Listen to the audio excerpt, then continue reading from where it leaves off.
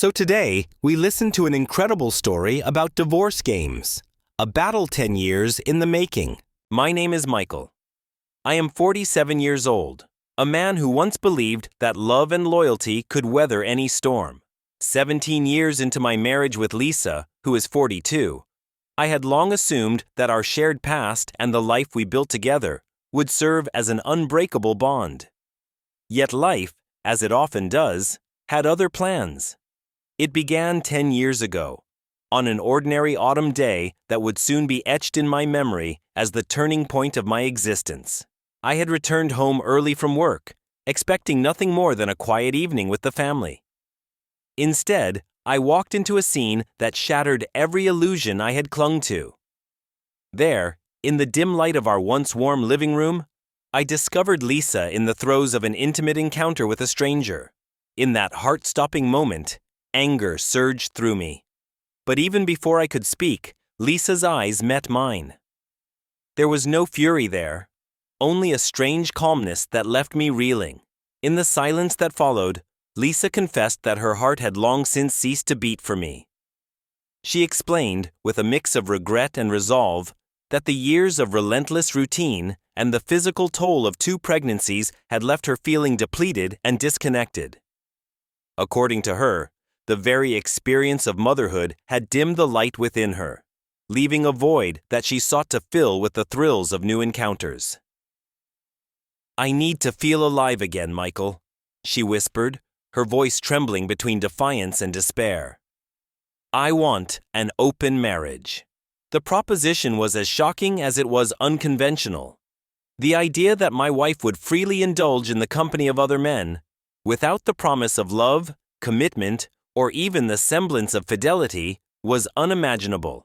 Yet, in that moment, I found myself caught between a desperate longing to salvage the remnants of our shattered family and a deep-seated pain that threatened to consume me. Our 2 young children, then a tiny toddler and an infant whose world was still pristine and unspoiled, became the silent witnesses of a decision that would forever alter our lives. Faced with the imminent specter of divorce, with its attendant legal battles and the heart-wrenching possibility of splitting my children's lives in 2, I made a choice that defied both pride and reason. I agreed to what Lisa termed an open marriage. I allowed her the freedom to seek solace, excitement, and perhaps a fleeting sense of validation with whomever she desired. In exchange, I resigned myself to a life of silent suffering, retreating to a modest guest room on the upper floor of our duplex, while the downstairs became her stage for the countless dramas of newfound romances. In the months that followed, the transformation was as palpable as it was painful. Our once shared home turned into a divided territory. The quiet guest room I occupied became my reluctant sanctuary, a place where I could retreat from the constant reminder of betrayal. Downstairs, the walls reverberated with laughter and the voices of strangers, each one a temporary distraction for Lisa, an attempt to revive her lost sense of self. The familiar creak of the floorboards and the soft hum of the television, once symbols of domestic warmth, now underscored the cold, growing distance between us. Every night, as I lay in the stillness of my guest room, I replayed that fateful day over and over in my mind. I questioned every decision that had led to that moment, wondering if I had been too blind, too complacent to see the warning signs. I wrestled with a tumult of emotions: anger at the betrayal, sorrow for the lost intimacy, and a gnawing sense of inadequacy that whispered I had somehow failed as a husband. Yet, beneath the layers of despair, there remained a stubborn spark of hope. A hope that in time, I might rebuild a semblance of a life that was truly mine. Lisa, on her part, seemed to embrace her newfound freedom with an intensity that both fascinated and horrified me. She spoke of rediscovering herself, of reclaiming a youth that she felt had been stolen away by the mundane demands of married life and motherhood. In her eyes, this open arrangement was not a concession or a compromise. It was a necessary step toward self-realization. And yet, even as I tried to understand her perspective, the emotional distance between us widened. What had once been a shared journey had devolved into two parallel lives, coexisting under the same roof, yet worlds apart. In the quiet moments before dawn, as I gazed out the window of my solitary room, I couldn't help but ponder the irony of it all. I had once believed that a marriage was built on mutual sacrifice and understanding, a bond that could weather even the fiercest of storms. Now, I found myself trapped in the aftermath of a storm that I had never seen coming. The decision to allow Lisa the freedom she so desperately sought had left me stranded in a reality where love was no longer a choice, but a painful reminder of what had been lost. The fateful decision, made in the grip of a shattered heart and a desperate need to protect my children, had irrevocably altered the course of my life. It was a decision that I would come to question in the long, lonely nights that followed. Questioning not only the sacrifice I had made, but also the very nature of love and commitment. And so, with every passing day, I found myself inching further away from the man I once was, swallowed by a world where betrayal and sorrow mingled with the faint, persistent hope for redemption. The first few months after Lisa's confession were the hardest. The emotional weight of what had happened lingered like an open wound, impossible to ignore. I moved my things upstairs into the guest room, a small, modest space that quickly became my entire world. At night, I would lie awake, staring at the ceiling, listening to the muffled sounds from downstairs. Lisa on the phone, Lisa laughing, Lisa moving around with someone else. I told myself I had made the right decision.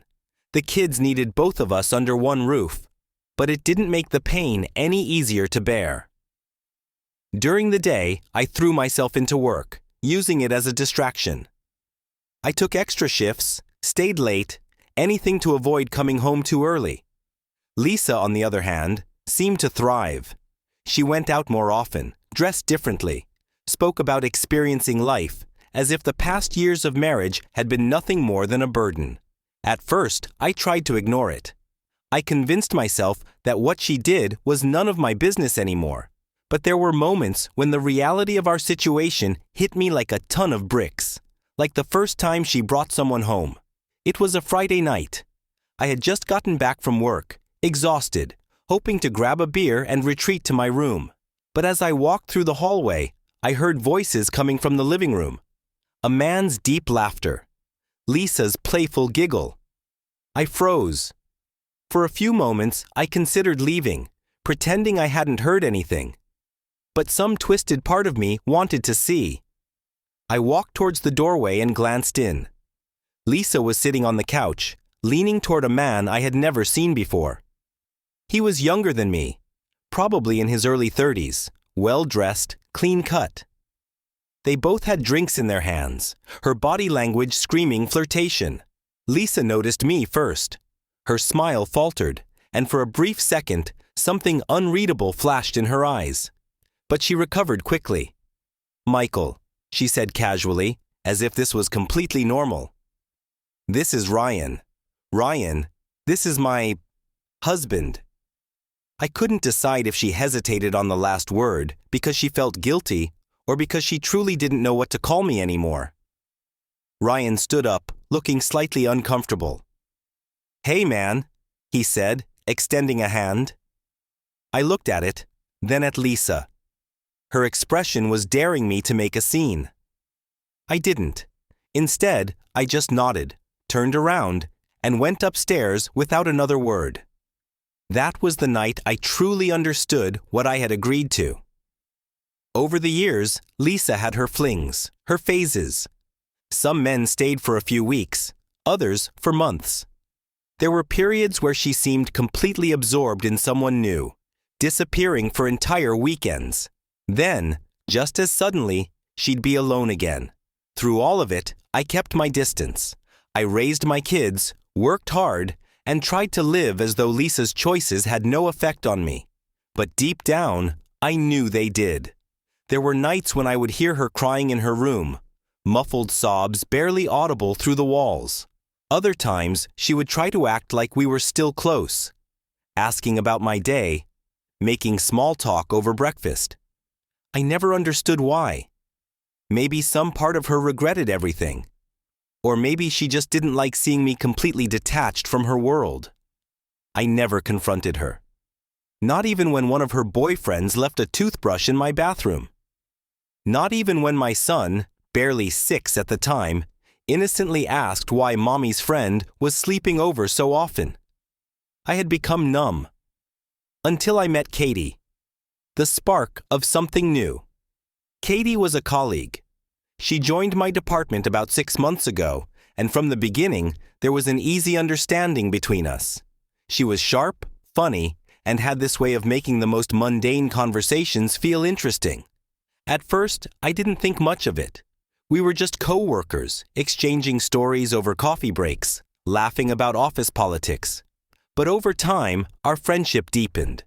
We started grabbing lunch together, then dinner after work. Eventually, I found myself looking forward to seeing her more than I had looked forward to anything in years. It wasn't until our first kiss that I realized how much I had missed feeling wanted. It happened on a quiet evening, just after a late shift. We were sitting in her car, talking, neither of us wanting to go home yet. The conversation drifted from work to life, then to more personal things, relationships, regrets, hopes. Katy reached over, hesitating for just a second before placing a hand on mine. "Michael," she said softly, "you deserve to be happy too." And then she kissed me. It wasn't rushed or desperate. It wasn't like anything I had experienced in a long time.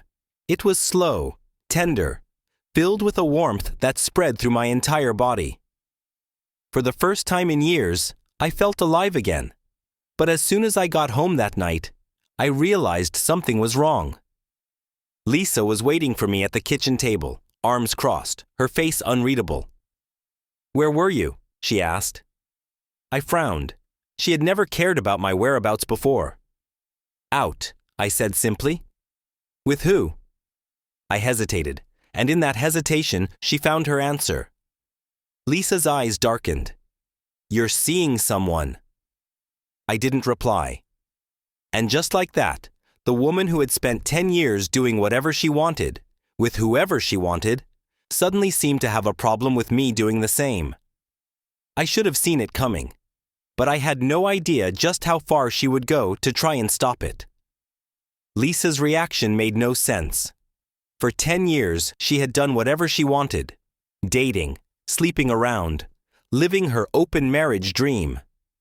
I had never interfered, never asked questions. So why did it suddenly bother her that I was seeing someone? At first, I thought she would just get over it. Maybe it was an ego thing. Seeing me, the man she had discarded years ago, moving on without her. But I underestimated her ability to make things difficult. The morning after our confrontation, Lisa suddenly became present. She started sitting down with me and the kids for breakfast, something she hadn't done in years. She asked about my schedule, my plans for the evening. If I was going out, she conveniently needed my help with something around the house. If I was staying in, she'd linger, making conversation, as if we were still a normal couple.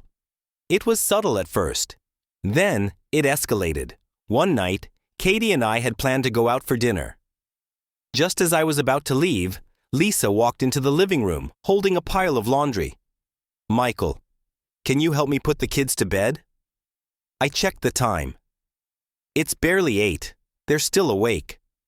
She sighed dramatically. "I know, but they had a long day. I think they could use some extra time with their dad." I studied her. Lisa never cared about bedtime routines before. She had spent years prioritizing her own social life over family time, leaving me to handle the kids whenever it was convenient for her. Now, suddenly, she wanted me to tuck them in. Still, I wasn't about to start a fight in front of them. I sent Katy a quick text, letting her know I'd be late, and went upstairs. Of course, by the time I came back down, Lisa had already changed into a silk robe and poured herself a glass of wine. She smiled at me like nothing had happened. "You know, Michael, we never just sit and talk anymore." I exhaled, pinching the bridge of my nose. "Lisa, I have plans." Her lips pursed. With Katy? I didn't answer. Lisa swirled her wine, looking at me from beneath her lashes.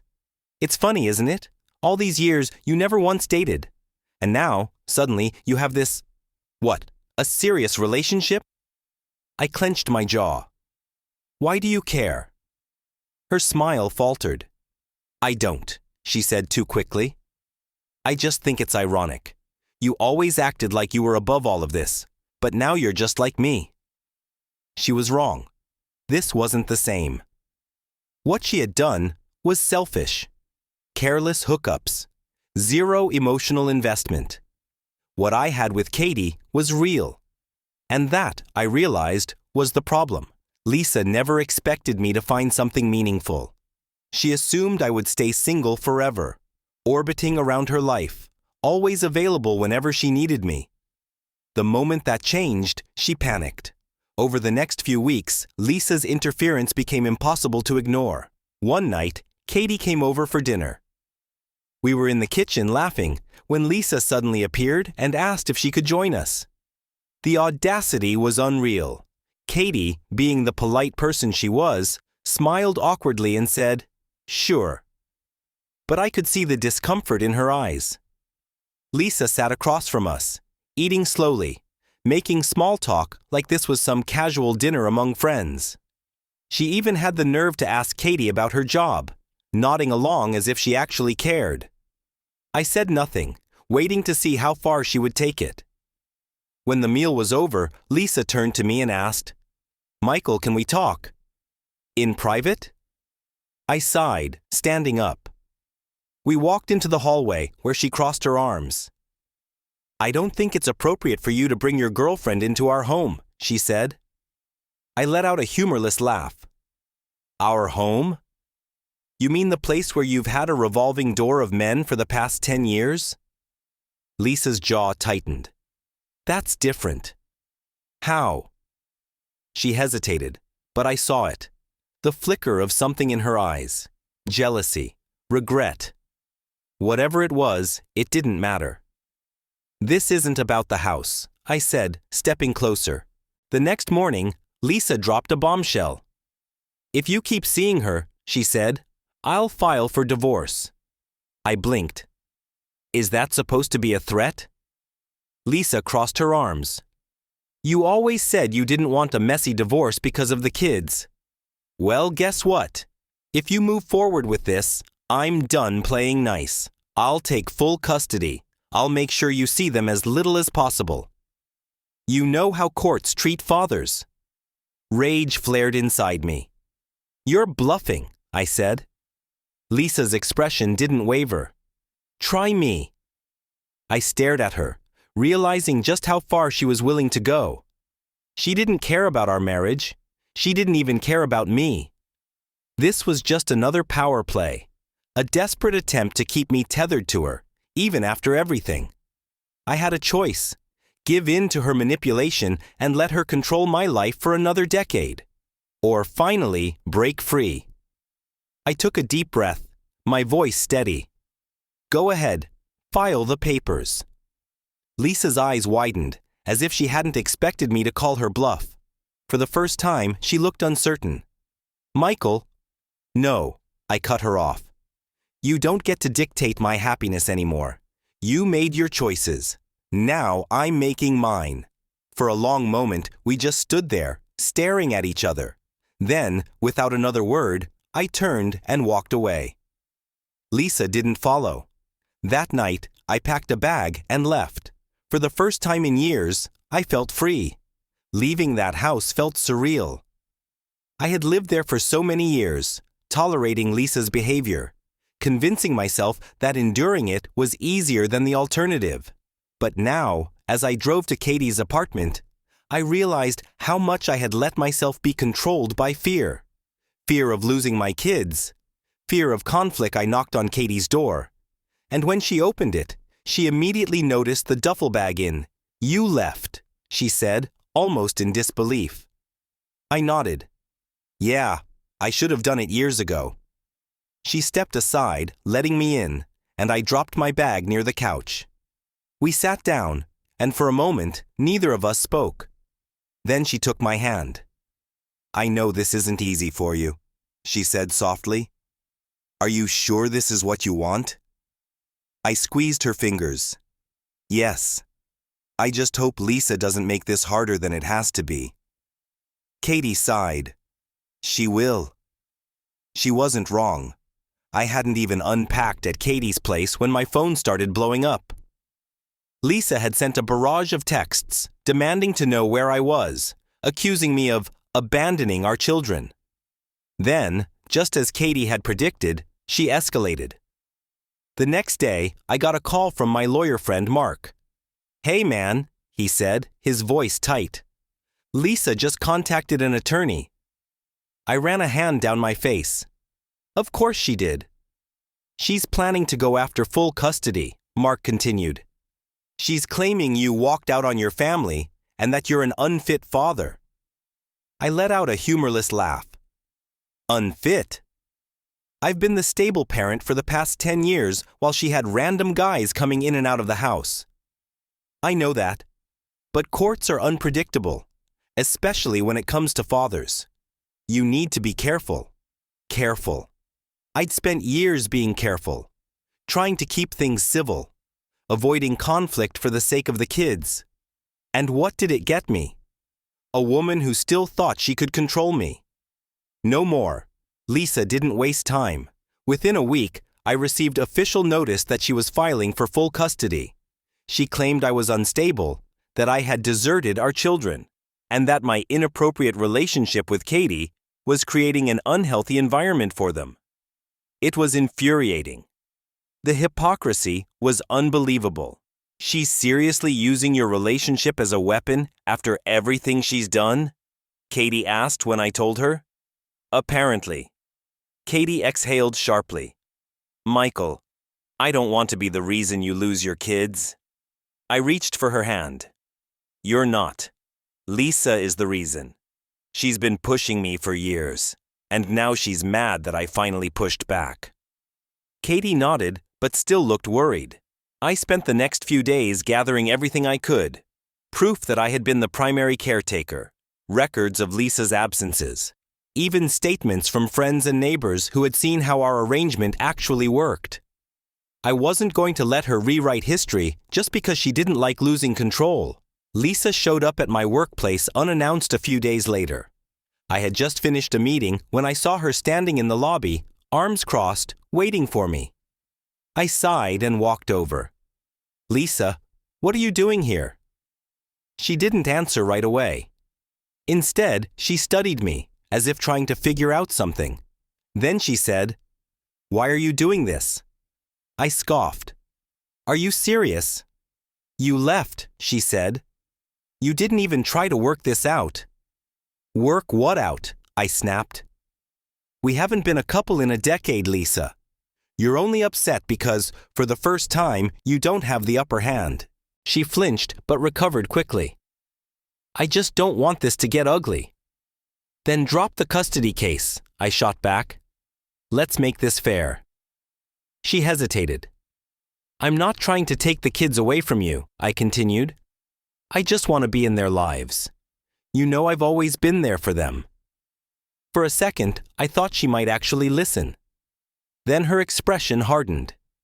"I'll see you in court," she said, and walked away.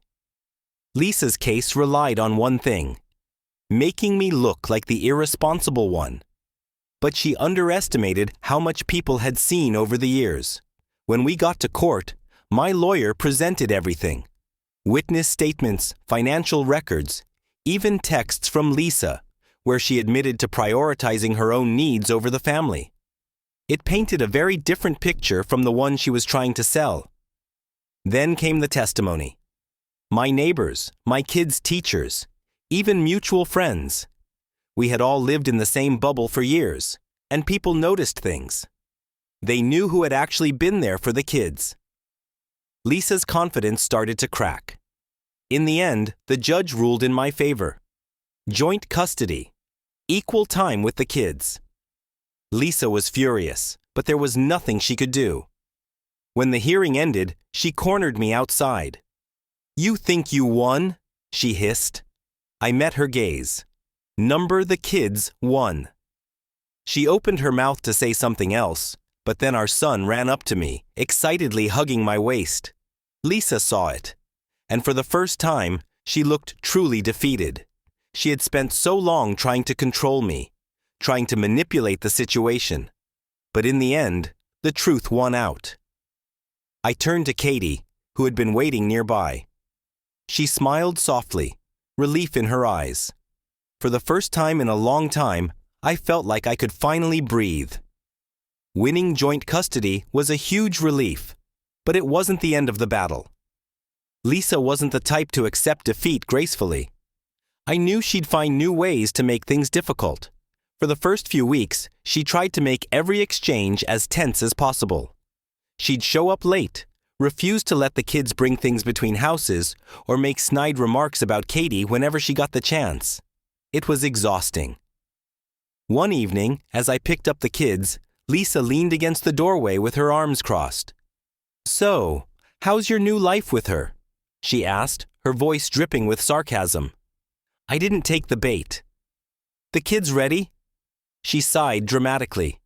"You know, Michael, it's sad. You just ran away and left everything we built."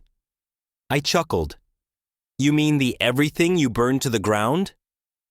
Her expression darkened, but before she could fire back, our son ran out with his backpack, breaking the tension. "Bye, Mom," he said, oblivious to the storm brewing between us. Lisa exhaled sharply, gave a tight smile, and stepped back inside. I knew this wasn't over. At first, the kids were a little unsure about splitting time between two homes, but they adapted quickly. Katy was amazing with them, patient, kind, never trying to take Lisa's place, just being a supportive presence in their lives. One night, after I put them to bed, Katy and I sat on the couch, finally able to relax. "How are they doing?" she asked, curling up next to me. "They're adjusting," I said. "Honestly, better than I expected." She hesitated, then said, "And you?" I exhaled. "It still feels weird. For 10 years, I told myself this was impossible, that I'd be trapped in that situation forever. But now," I looked at her, "I finally feel free." She smiled. "I'm glad." I pulled her closer. "I just wish Lisa would move on." Katy's expression turned serious. "I don't think she will. At least, not easily." She was right. When Lisa realized she couldn't use the courts to control me, she switched strategies. She started trying to manipulate the kids. It started small. Casual comments about how I had abandoned the family, how Katy was taking their father away, how Mommy was the only one who really cared. At first, I didn't notice. But then one night, my younger son looked up at me and asked, "Dad, why don't you love Mom anymore?" That hit me like a truck. I kept my voice calm. "Who told you that?" He fidgeted. "Mom said you used to love her, but then you left, and now you love Katy." I clenched my jaw. "Come here, bud." I pulled him onto my lap. "I will always care about your mom because she's your mother. But sometimes, grown-ups don't stay in love. It doesn't mean I don't love you." He looked thoughtful. "But why does Mom say bad things about Katy?" I sighed. "Sometimes, people say things when they're hurt. But it's not true. Katy is a good person, and she cares about you." He nodded slowly. "I like her." I smiled. "Me too." I knew then that I had to talk to Lisa. Drawing the line, the next day, I called her. "We need to talk," I said. Lisa sighed. "If this is about the kids, It is," I cut in. "You need to stop poisoning them against me and Katy." "I'm not poisoning them." "Yes, you are," I said firmly. "You're trying to turn them against me because you're angry that I moved on." "But they're not weapons, Lisa. They're our kids." There was silence on the other end. Then quietly, she said, "I just don't want to lose them." I softened slightly. "You won't. You're their mom. But if you keep trying to put them in the middle, you will lose their respect." Another long pause. Then she muttered, "I'll think about it." It wasn't an apology, but it was something. Over time, things settled into a new routine. Lisa still had her moments, but the kids were happy, and that was what mattered most. One evening, as Katy and I sat watching the sunset, she rested her head on my shoulder. "You okay?" she asked. I thought about everything. The past, the struggles, the battles. Then I looked at her and smiled. "Yeah," I said. "For the first time in a long time, I really am."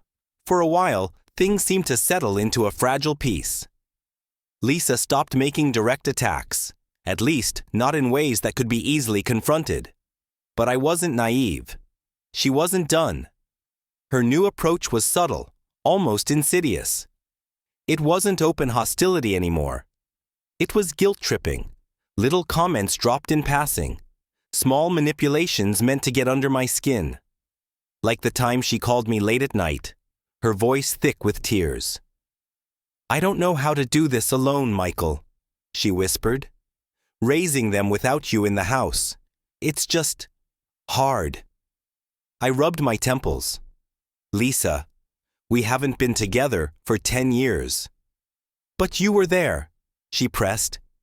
"Even when we weren't a couple, you were there. And now—" She trailed off, waiting for me to fill in the silence. I didn't. Instead, I sighed. "Lisa, this was your choice.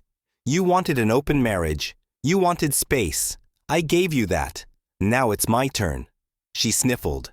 "I just miss how things were." I clenched my jaw. "You miss the control you had over me?" A sharp exhale. "That's not fair." "No. What's not fair is you trying to make me feel guilty for moving on after you spent a decade sleeping with other men." Silence. Then, finally, she muttered, "I have to go," and hung up. I stared at the phone, knowing that wouldn't be the last call like this. A few days later, Katy and I were having dinner at her place. The kids were at Lisa's for the weekend, and for once, I felt like I could breathe. Katy took a sip of wine and set down her glass, watching me. "She's not going to stop, you know," she said. I sighed. "Yeah, I know." "She's still in your head." I frowned. "That's not true." Katy gave me a look. "Michael." I ran a hand down my face. "Okay, maybe a little." She leaned forward. "I don't want to be someone's escape, Michael. I want to be with a man who's free, not someone who's still tangled in his ex's web." I reached for her hand. "I am free." She hesitated. "Are you?" That question haunted me long after that night. A week later, Lisa showed up at my place unannounced. It was late, and Katy was over. We had just put on a movie when the doorbell rang. I opened the door to find Lisa standing there, looking disheveled and exhausted. "What do you want?" I asked, already tired. She ignored my tone and walked past me into the house. Katy stood up from the couch. "Lisa." Lisa's eyes flicked to her, then back to me. "We need to talk." Katy sighed. "I'll give you two some space." I shook my head. "Number stay." Lisa's jaw tightened. "Fine." She crossed her arms. "I think we should try again." I blinked. "Try what again?" She swallowed. "Us." Katy exhaled sharply behind me. I stared at Lisa, stunned. "You can't be serious." Lisa's voice wavered. "The kids need us both, under the same roof. We were better when we were together." I laughed, but there was no humor in it. "Lisa, you left this marriage a long time ago." She stepped closer, lowering her voice. "You still love me, Michael. I know you do." I shook my head. I loved the idea of us. But that version of us is long gone." Lisa's face twisted with anger. "So you're just going to throw away everything we had for her?" She gestured at Katy. I clenched my fists. "I threw nothing away. You did." Tears welled in her eyes. "Michael." I took a deep breath. "Lisa, I want a divorce. Officially. No more pretending.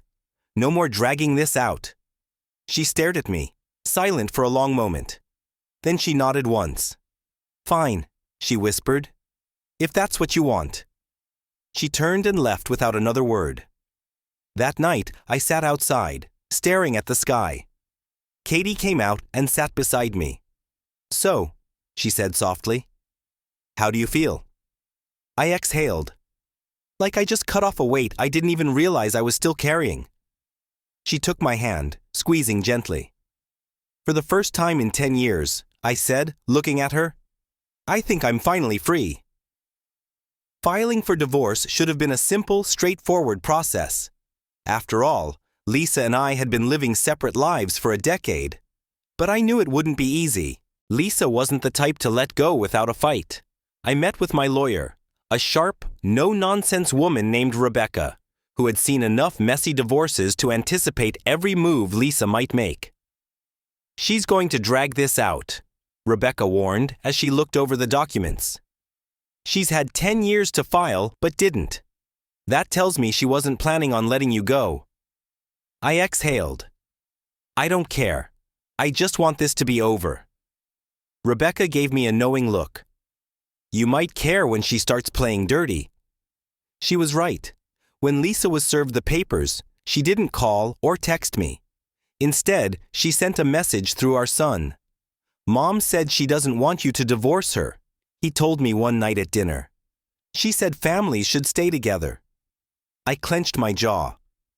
Did she say anything else? He hesitated. She said if you really cared about us, you'd think about it more. I forced a smile. Thanks for telling me, buddy. But this is between me and Mom, okay? You don't need to worry about it. Inside, I was fuming. Lisa was already using the kids as pawns. That night, I called her. Don't do that again, I said the moment she picked up. Do what? She asked innocently. Use the kids to send messages. If you have something to say about the divorce, say it to me. She sighed dramatically. Michael, I don't want a divorce. I pinched the bridge of my nose. That's not your choice anymore. She was quiet for a moment. Then, with a sharp edge in her voice, she said, Fine. But don't think this will be easy for you. And just like that, the war had begun. Lisa did everything in her power to slow down the process. She delayed signing paperwork. She forgot to respond to emails. She demanded mediation sessions that went nowhere. And when that didn't work, she went for my wallet. She filed for spousal support, arguing that she had sacrificed her career to raise our children. Never mind that she had been working full-time for years. She's trying to drain you, Rebecca said, flipping through the latest court documents. But she won't win. You've been financially independent from her for a decade. That didn't stop Lisa from trying. One day, after another exhausting legal meeting, Lisa cornered me in the parking lot. Why are you doing this? She demanded. I turned to face her. Because I want to move on. She folded her arms. You already did. Why do you need a legal document to prove it? I took a deep breath. Because I don't want to be tied to you anymore.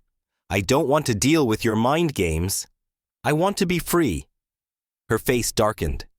And be with her? I met her gaze. Yes. Lisa scoffed. You think Katy will stick around forever? You're just a project to her. A broken man she thinks she can fix. I clenched my fists. This isn't about Katy. It's about us being over. Accept it. She stared at me, her eyes flashing with something between rage and sadness. Then she turned and walked away. I knew she wasn't done yet. The legal battle dragged on for months.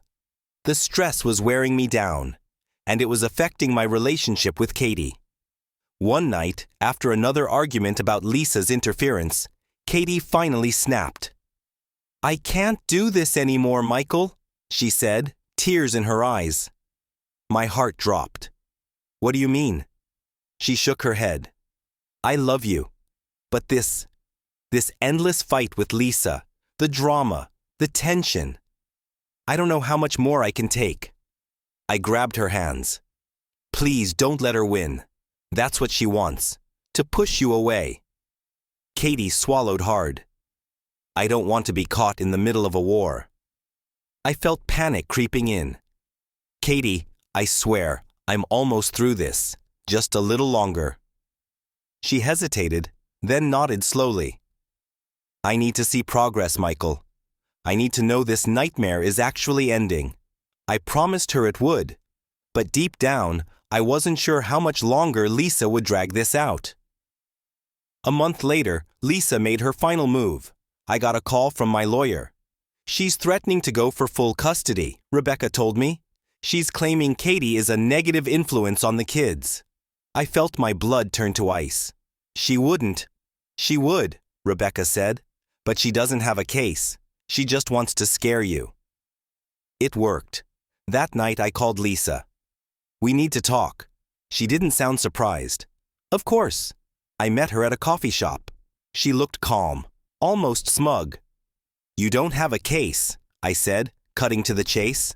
She stirred her coffee. Maybe not. But do you really want to risk a custody battle?